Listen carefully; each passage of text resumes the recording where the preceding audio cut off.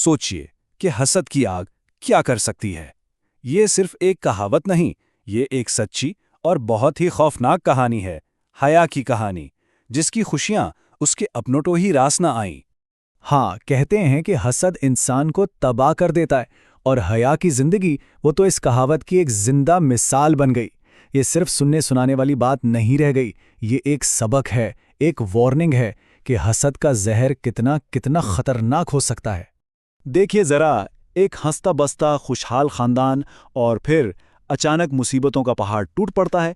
एक के बाद एक हादसा, पहले ससुर की अजीब मौत, फिर सास की खुदकुशी, पूरा बिजनेस तबाह हो गया और आखिर में शौहर का एक इतना भयानक एक्सीडेंट।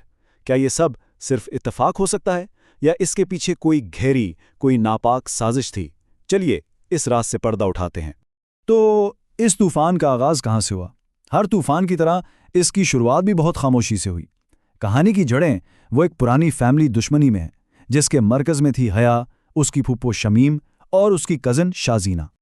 अच्छा, तो सीन कुछ यूं था। कहानी के हीरो हैं हया और दूसरी तरफ है उनकी फूफो शमीम और उनकी बेटी शाजेना, जो हया से कोई 7-8 साल बड़ी थी। मसला शुरू हुआ दादा की वसीयत से। फूफो के हिस्से में घर आया और हया के वालिद को मिल गईं कीमती जमीनें। बस इसके बाद से हया का खानदान बहुत अमीर हो गया और यहीं से दिल में हसद का बीज पड़ गया। वो बीज जो था ना, उसने आग तब पकड़ी जब हया की किस्मत जागी। उसकी मंगनी हो गई उमैर से, और उमैर कोई मामूली लड़का नहीं था, एक बहुत बड़े कंस्ट्रक्शन मैग्नेट का बेटा। उमैर ने हया को एक पार्टी में देखा और बस फौरन पसंद कर लिया। और सितम ज़रीफ़ी देखिए, शाजीना की तस्वीर भी उमैर के घरवालों को दी गई थी, लेकिन उमैर तो हया को चुन चुका था। उस तस्वीर तक बात पहुंची नहीं। बस यही बात थी जो शाजीना और उसकी माँ के लिए बर्दाश्त से बाहर हो गई। तो अब शुरू होती है हसद की आग, और इस आग के पीछे छुपा था एक दिखावा, एक झूठी माफी, और इसके पीछे एक इंतहाई खौफनाक मंसूबा। शादी से थोड़ा पहले शाजीना ने एक जबरदस्त ड्रामा किया, हया से माफी मांगी और उसके बहुत करीब हो गई। फिर शादी के बाद बड़ी मासूमियत से बोली, हया अपने नए कपड़ों में से कुछ मुझे भी दे दो ना। हया ने तो उसे अपनी बहन समझा और खुशी खुशी दे दिए।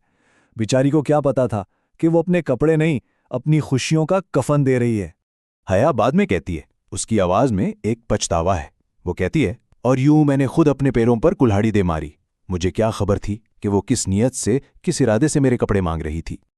और फिर बस इस शादी के बाद शुरू हुआ वो स्याह शिकंजा, वो खौफनाक सिलसिला जिसने हया की दुनिया हमेशा के लिए बदल दी। पहले तो ससुर की अचानक मौत, वो चीखते रहे, कोई मेरा दिल भींच रहा है। फिर उनका चलता हुआ कारोबार बिल्कुल तबाह। साल भी पूरा नहीं हुआ था कि सास बाथरूम में मुर्दा मिली।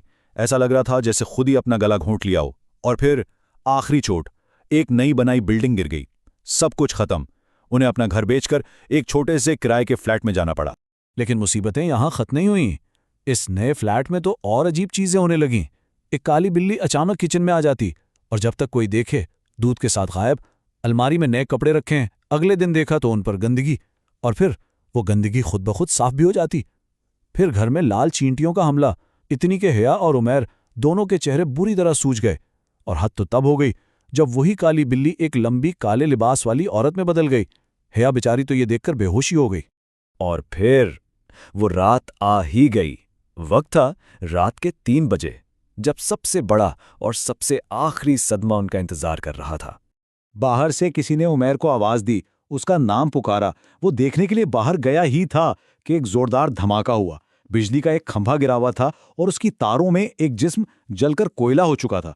हया ने उसे पहचाना तो सिर्फ उस घड़ी से जो उसने उमैर को तोहफे में दी थी। सब कुछ खो देने के बाद हया ने हिम्मत नहीं हारी, लेकिन जब उसने अपनी जिंदगी को दोबारा संवारना शुरू किया तो हसद करने वालों से यह भी नहीं देखा गया, उन्हें आखिरी वार करना था। हया ने क्या किया? उसने बेसहारा औरतों की मदद के लिए उमैर के नाम से एक इदारा बनाया, और वो इदारा बहुत बहुत कामयाब हुआ। हया को बहुत इज्जत मिली, लेकिन बस यही कामयाबी, यही इज्जत इसके दुश्मनों की आंखों में चुभने लगी। अचानक एक दिन हया के सर में एक ऐसा दर्द शुरू हुआ जो बर्दाश्त से बाहर था। ऐसा लगता था जैसे सर फट जाएगा। डॉक्टर्स को कुछ समझ नहीं आ रहा था। सारी रिपोर्ट्स क्लियर थीं। तो फिर ये सब कर कौन रहा था? कौन था इस सब के पीछे? फिर आखिरकार एक बुजुर्ग ने इस राज से पर्दा उठाया। उन्होंने साफ साफ बताया कि यह सब काला जादू है। और करवाने वाले कौन? 2 करीबी खवातीन रिश्तेदार। तरीका क्या था? हया के इस्तेमाल शुदा कपड़े। इसके शौहर, सास ससुर, कारोबार सब इसी जादू से तबाह हुए। और ये सर का दर्द, ये था आखिरी वार जो उसके बालों की एक लट पर किया गया था, जिसे शादी से पहले सोते हुए काटा गया था। तो अब वक्त था अंजाम का, वक्त था उस जादू के टूटने का और जालिमों को अपने किए की सजा मिलने का। उन बुजुर्ग ने एक अमल किया। हया के सर पर एक लीमू रखा, उसे काटा और फेंक दिया। जमीन पर गिरते ही उसके टुकड़े खून की तरह सुर्ख हो गए। फिर दूसरा लीमू काटा। इस बार एक टुकड़ा लाल था और दूसरा बिल्कुल साफ।